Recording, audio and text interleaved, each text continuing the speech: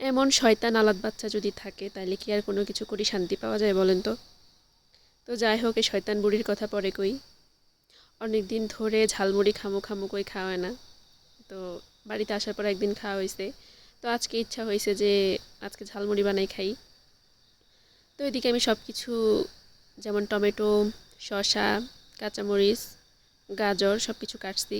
কাটার পর দেখি যে মেইন জিনিসই কাটি নেই, সেটা হচ্ছে পেঁয়াজ। পরে পেঁয়াজও কাটি নিলাম। আর লেবু দিমু, এটা লেবুও কাটি লইলাম। এরপরে দিলাম মুড়ি,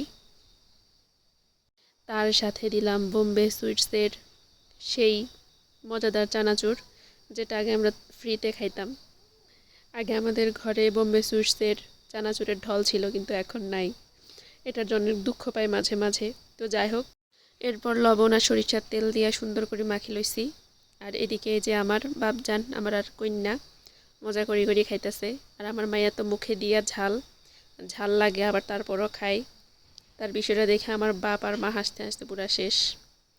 আর আমি কি হাসমু, সে তো পুরা ঘরের অবস্থা খারাপ করে দিছে। এখন ঘরটা ঝাড়ু দিব আমার মা, এটাই দুঃখ। আমার মার অবস্থা খারাপ করে দিচ্ছে আমার কন্যা, এত পরিমাণ ভেজাল করে। আর সব ভেজাল সামলানোর দায়িত্ব হচ্ছে আমার মায়ের। তো এই শীতে কিন্তু ঝালমুড়ি মাখা অনেক বেশি ভালো লাগে। শীতে কিন্তু সব কিছু খাইতেই মজা।